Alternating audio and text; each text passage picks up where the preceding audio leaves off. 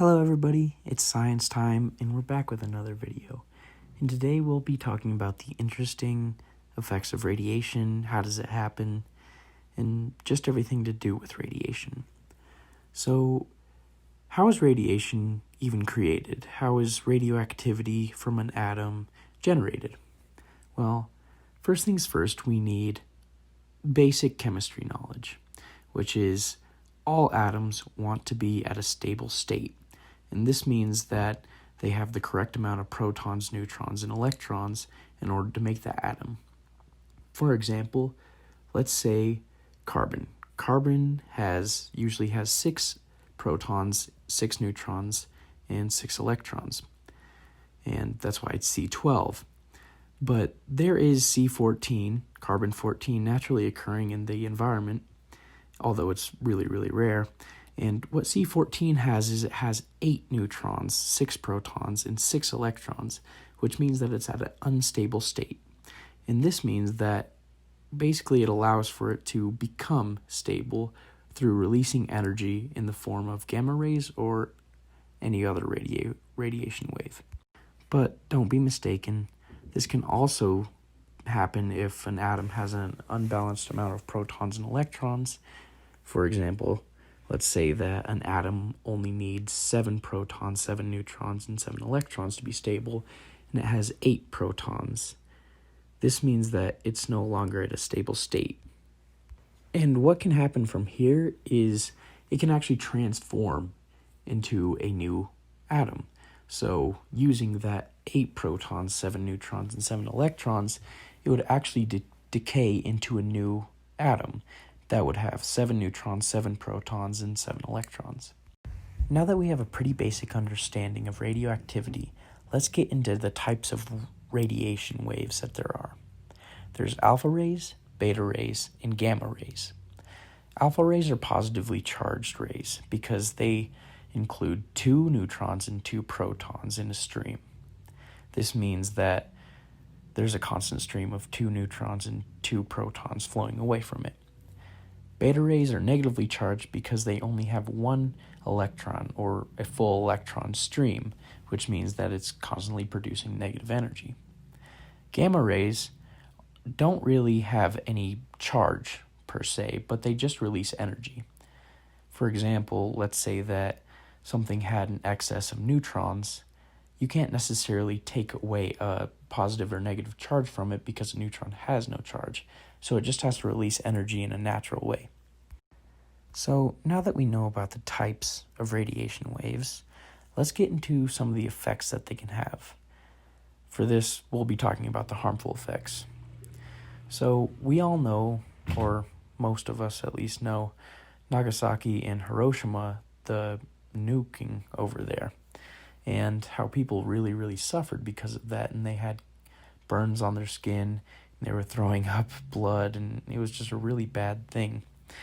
And something from BBC says, quote, "Radiation damages the cells that make up the human body. Low levels of radiation are not dangerous. However, medium levels can lead to sickness, headaches, vomiting, and fevers. High levels can kill you by causing damage to your internal organs. It's difficult to treat high radiation exposure." Basically, it's really, really bad for you. We can also see this with Chernobyl and the radiation around the area.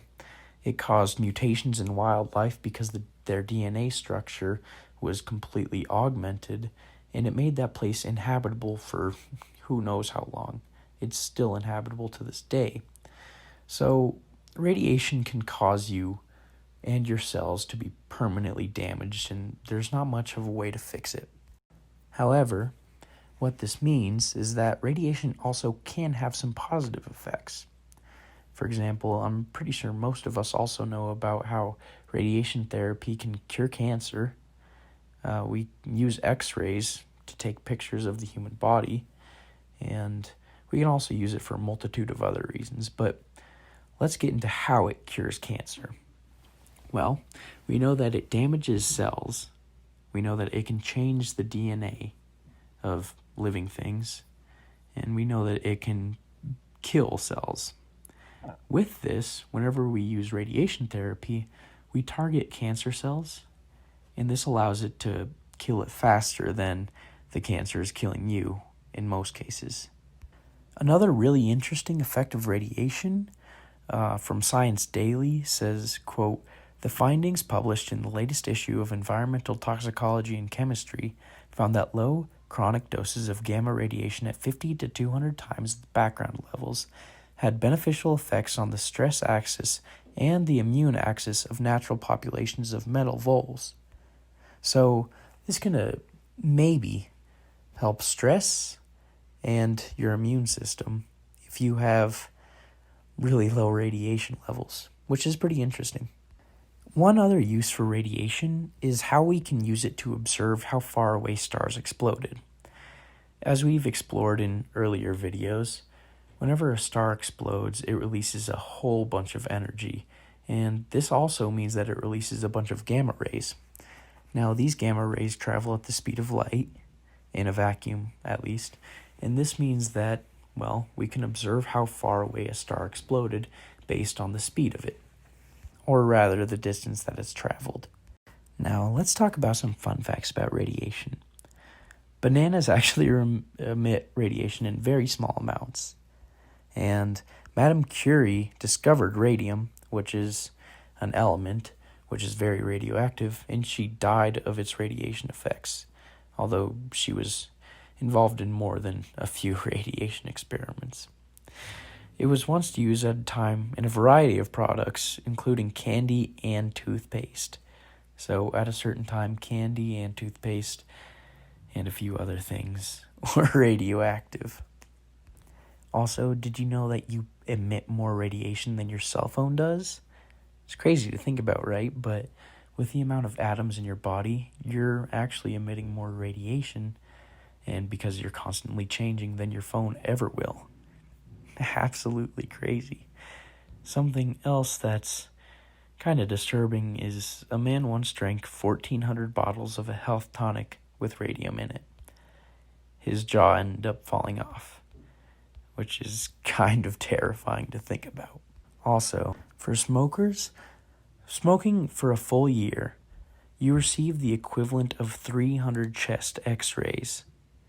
This is because of the fertilizer chemicals used to grow tobacco that's used in cigarettes. But that's kind of terrifying to think about as well. 300 chest x-rays a year.